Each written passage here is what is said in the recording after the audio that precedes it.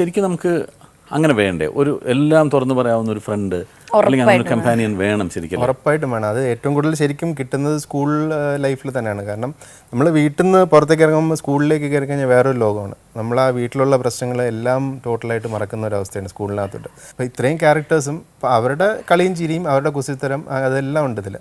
അപ്പോൾ ആ വിഷമങ്ങൾ ടോട്ടലായിട്ട് മറന്നിട്ടുള്ളൊരു ജീവിതമാണ് നമ്മൾ ടോട്ടലായിട്ട് ഇതിൽ പ്ലാൻ ചെയ്ത് കാണിച്ചിട്ടുള്ള പട്ടണത്തിൽ. അച്ഛനമ്മയും തന്നെയാണ് കുട്ടികളുടെ ഏറ്റവും നല്ല ഫ്രണ്ട്സ് ആവേണ്ടവർ. കാര്യം അവരായിരിക്കും ഏറ്റവും നല്ല വെൽവിഷർ.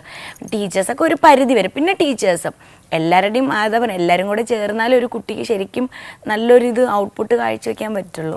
അത് നോക്കുമ്പോൾ നമുക്ക് ഇപ്പോഴത്തെ കുട്ടികൾ കുറച്ചുകൂടെ ലക്കിയാണല്ലേ? ലക്കിയാണ്. ഇപ്പം നമ്മൾ തോളത്ത് കൈയിട്ടൊക്കെ, ഇപ്പം ഞാൻ എൻ്റെ അച്ഛൻ അങ്ങനെയാണ്, തോളത്ത് കൈയിട്ട് എന്തോന്ന് വെച്ചാൽ അങ്ങനെ ഇങ്ങനെ ഞങ്ങൾ. ഒരിക്കലും ഷീബയുടെ ഒരു ടീനേജ് പ്രായത്തിൽ അങ്ങനെ ഒരു ക്രഷ് തോന്നിയാൽ ചിലപ്പോൾ അമ്മയുടെ അടുത്തത് പറയാനുള്ള. പക്ഷെ എനിക്ക് നല്ല എൻ്റെ അമ്മ ഒരു എനിക്ക് ശരിക്കും അങ്ങനെ ഒരു ക്രഷ് ഇപ്പം ഇല്ല എന്നൊക്കെ പറഞ്ഞിട്ടുണ്ടെങ്കിലും അപ്പം അമ്മ പറയുമായിരുന്നു അച്ഛൻ ഗൾഫിലാണ് മോൾ, ഇപ്പം അതിനുള്ള സമയമൊന്നും അല്ല, മോൾക്ക് ഇഷ്ടമാണ്. അപ്പം അമ്മ വളരെ ഇന്നസെൻ്റ് ആയിട്ടൊരു അമ്മയാണ്. അപ്പം എനിക്കും തോന്നി ശരി അങ്ങനെ അല്ല പറയും അങ്ങനത്തെ ഒരു അമ്മയൊന്നും അല്ലായിരുന്നു. പിന്നെ എൻ്റെ അച്ഛനമ്മ ഇഷ്ടപ്പെട്ട ഒരാളെ കല്യാണം കഴിക്കാൻ അതിന് കുഴപ്പമില്ല, പക്ഷേ എല്ലാം നിനക്ക് ചേരുന്നതായിരിക്കണം, പ്രശ്നങ്ങൾ ഫേസ് ചെയ്യാൻ അങ്ങനെ പറഞ്ഞ് തന്നെ മനസ്സിലാക്കി. എനിക്ക് ആ സ്വാതന്ത്ര്യമൊക്കെ ഉണ്ടായിരുന്നു. ഇപ്പം എൻ്റെ ചേച്ചിയുടെയും എല്ലാം സ്വാതന്ത്ര്യമുണ്ട്. പിന്നെ ഇതുപോലെ ഒരു ചെറിയൊരു ഇതും ഉണ്ട്. ഇനി അധികം അങ്ങനെ മിണ്ടാൻ പാടില്ല വരാൻ പാടില്ല എന്നൊക്കെ പറയുമെങ്കിലും എൻ്റെ അമ്മയ്ക്ക് കുറച്ചൊക്കെ എനിക്ക് പറയാനുള്ള സ്വാതന്ത്ര്യം ഉണ്ടായിരുന്നു.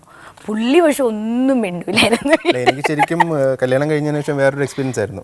ഇങ്ങനെ അച്ഛന്മാരുണ്ടോ എന്നുള്ളൊരു സംഭവം. അപ്പോൾ നമ്മൾ വീട്ടിൽ വളരെ സീരിയസ് ആണ്. വീട്ടിൽ വരുമ്പോഴത്തേനൊക്കെ അതൊക്കെ അടിച്ച് തട്ടിയിട്ട് നേരെ റൂമിനകത്തോട്ട് കയറും.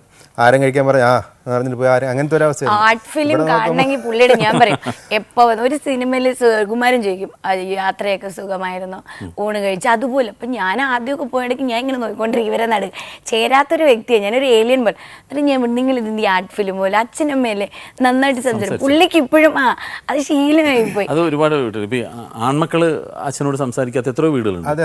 പെൺകുട്ടികൾ സംസാരിക്കും. ആൺകുട്ടികൾക്ക് എന്തെങ്കിലും വേണമെന്നുണ്ടെങ്കിൽ പെങ്ങന്മാരോട് പറഞ്ഞിട്ട് പെങ്ങളായിരിക്കും. ശരിക്കും കല്യാണം കഴിഞ്ഞ് ഇവളുടെ പാരൻസായിട്ടുള്ള റിലേഷൻഷിപ്പ് ഒക്കെ നോക്കിയപ്പോൾ ശരിക്കും ഇങ്ങനെ ഉണ്ട് ജീവികൾ, ഇങ്ങനെ ഉണ്ടെന്നൊക്കെ. അപ്പോൾ അങ്ങനെ ഒരു ചേഞ്ച് ഓവർ രണ്ട് രീതിയിലുള്ള അന്തരീക്ഷം എനിക്ക് അനുഭവിക്കാൻ പറ്റിയിട്ടുണ്ട്. ഈ പടത്തിൻ്റെ പാട്ടിൻ്റെ മേഖലയിലേക്ക് പോകാം അല്ലേ? ജാസിയാണ് ഇതിൻ്റെ സംഗീത സംവിധാനം ചെയ്തത്. ജാസിയായിട്ട് അങ്ങനെ നേരത്തെ അറിയാം? ജാസി നേരത്തെ പരിചയമില്ല. ശരിക്കും ജാസിയുടെ മ്യൂസിക്കിൻ്റെ ഒരു ഫാനാണ്. ലജ്ജാവതിയൊക്കെ അതിൻ്റെ ആ ഒരു മാധുര്യം പോലും ഇതുവരെ മാഞ്ഞിട്ടില്ലാത്തൊരു ടൈമാണ് ഇപ്പോൾ. അപ്പോൾ അവിടെയും വളരെ എല്ലാവർക്കും അറിയാവുന്നതാണ്. ഈ ലജ്ജാവതിയൊക്കെ വളരെ ഹിറ്റായതാണ്. അവിടെ ഡബ് ചെയ്ത് അവിടെ ഫോർ സ്റ്റുഡൻസ് എന്ന് പറഞ്ഞൊരു ഫിലിം അവിടെ ഇറക്കിയിരുന്നു. പിന്നെ ജാസി എന്ന് പറഞ്ഞാൽ ജാസി ഏത് തൊട്ടാലും പൊന്നാണെന്ന് പറഞ്ഞാൽ ജാസി പാടുന്ന എല്ലാ പാട്ടുകളും ഇപ്പോൾ ഹിറ്റാണ്. അപ്പോൾ നമ്മൾ ശരിക്കും വിചാരിച്ചു നമ്മൾ ആദ്യത്തെ സിനിമയിൽ അതും എല്ലാം ഹിറ്റായിക്കോട്ടെ എന്ന് വിചാരിച്ച് ജാസിയെ പോയി കണ്ടു. ആദ്യം ജാസിയെ പോയി കണ്ടപ്പോൾ പുള്ളി വിചാരിച്ചു തമിഴ് ഫിലിമല്ലേ, തമിഴന്മാരായിരിക്കും വണക്കണ്ണ എന്നൊക്കെ പറഞ്ഞിരുന്നു. പറഞ്ഞു വണക്കണ്ണ അല്ല, ഞാൻ നാട്ടിൽ നിന്നാണ്. അപ്പോൾ അങ്ങനെ പുള്ളി ഒന്ന് റിലാക്സ് ആയി. അപ്പോൾ നമ്മളൊരു മലയാളി ടീമാണെന്നുള്ള. പിന്നെ ജാസിയെക്കുറിച്ച് ഞാൻ ഒരുപാട് കേട്ടിട്ടുണ്ട്, വളരെ ഫ്ലെക്സിബിൾ ആണെന്നുള്ളത് കേട്ടിട്ടുണ്ട്. അപ്പോൾ അതേപോലെ തന്നെ പുള്ളി വളരെ ഫ്ലെക്സിബിൾ ആയിരുന്നു. നമ്മൾ ഡേ ആൻഡ് നൈറ്റ് ഒരുമിച്ചിരുന്ന് സോങ്സ് ഒക്കെ കമ്പോസ് ചെയ്യും. പിന്നെ എത്ര മാറ്റങ്ങൾ സിറ്റുവേഷൻ അനുസരിച്ച് മാറ്റാൻ പറഞ്ഞാലും പുള്ളി ഒരു നിരസം കാണിക്കാത്തൊരു മനുഷ്യനാണ്. അപ്പോൾ അതുകൊണ്ട് വളരെ നമുക്കൊരു 6 സോങ്സ് ഉണ്ട്. വളരെ നല്ല ഡിഫറെൻ്റ് ആയിട്ടുള്ള 6 പെപ്പി സോങ്സ് ഇട്ടിട്ടുണ്ട്. അതെല്ലാം ഇപ്പോൾ അവിടെ ടോപ്പ് ചാർട്സിലാണല്ലോ. നമുക്ക് ജാസിയോട് ചോദിക്കാം ഈ സിനിമയുടെ ഒരു അനുഭവം എങ്ങനെ ഉണ്ടായിരുന്നു അല്ലേ? പാട്ടുകൾ നമുക്കെപ്പോഴും സമ്മാനങ്ങളായിട്ട് നൽകാറില്ല, ഗിഫ്റ്റായിട്ട് നൽകാറില്ല.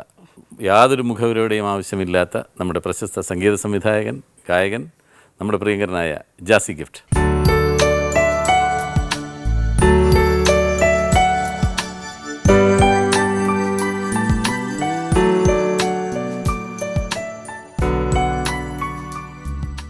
ജാസിയെ പറ്റി റോഹൻ പറഞ്ഞത് ജാസി പാടുന്ന പാട്ടുകളെല്ലാം ഹിറ്റാണ്. അതെന്താണ് അതിൻ്റെ ഒരു മാജിക്? എന്താണ്? ഞാൻ പാടുന്ന പാട്ടുകളുടെ ഞാൻ ചോദിക്കുന്നത്. മ്യൂസിക് പാടുന്ന പാട്ടുകൾ ഞാൻ കുറേ പാട്ടുകൾ സെലക്ട് ചെയ്താണ് പാടുന്നത്. തെലുങ്കിലാണ്, ഇപ്പോൾ തമിഴിലാണെങ്കിലും മിക്ക പാട്ടുകളും വിദ്യാജിയുടെ പാട്ടും എല്ലാം സീനിയർ മ്യൂസിക് ഡയറക്ടേഴ്സാണ്. അവരെന്തായാലും നല്ല പാട്ടുകളാണ് തരുന്നത്. അതുകൊണ്ടായിരിക്കാം അങ്ങനെ അതെല്ലാം ഹിറ്റായിട്ട് വരുന്നില്ല. അപ്പോൾ റോഹൻ പറയായിരുന്നു ഇപ്പോൾ ജാസിയെ മ്യൂസിക് ഡയറക്ടറായിട്ട് വെക്കാനുള്ള കാരണം തന്നെ ഒന്ന്, ജാസി പാടുന്ന പാട്ടുകളെല്ലാം ഹിറ്റാണ്. അപ്പം എനിക്ക് അത് വേണം എന്നുള്ളൊരു ആഗ്രഹം ഉണ്ടായിരുന്നു. ഹിറ്റ് വേണം എന്നുള്ള ആഗ്രഹം ഉണ്ടായിരുന്നു.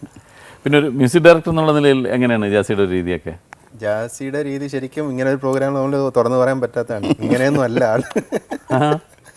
ആള് കമ്പോസിങ് തുടങ്ങി കഴിഞ്ഞാൽ പിന്നെ വേറൊരു മനുഷ്യനാണ്. പുള്ളി ഭയങ്കര ഒരു ബർമുടയൊക്കെ ഇട്ടങ്ങ് അങ്ങോട്ടും ഇങ്ങോട്ടും നടക്കുകയാണ്. ശരി. പുള്ളി വളരെ വളരെ ജോവിയലായിട്ട് നമ്മൾ ശരിക്കും ഇവിടെ നിന്ന് ഇങ്ങനെ നടന്ന് സ്റ്റുഡിയോയുടെ ഫ്രണ്ടിലേക്ക് പോകും. കഥയുടെ വെളിയിൽ പോയി തിരിച്ചു വരുമ്പോൾ ഒരു ട്യൂണും കൊണ്ടായിരിക്കും. ഏട്ടാ ഇതെങ്ങനെ ഉണ്ടെന്ന് ചോദിക്കും. ഞാൻ പറയാം അത്ര ശരിയായില്ല, നമുക്ക് വേറെ ഒന്ന് നോക്കാൻ പറയും. വീണ്ടും അടുത്ത നടപ്പാണ് ഫുള്ള് അങ്ങോട്ടും ഇങ്ങോട്ടും. അപ്പം അങ്ങനെ ഒരുപാട് ഇങ്ങനെ വന്നുകൊണ്ടിരിക്കും പുള്ളിക്ക്, സാധനങ്ങൾ വന്നുകൊണ്ടിരിക്കും. അതിൽ നമ്മൾ ചൂസ് ചെയ്യാന്നുള്ളേ ഉള്ളൂ.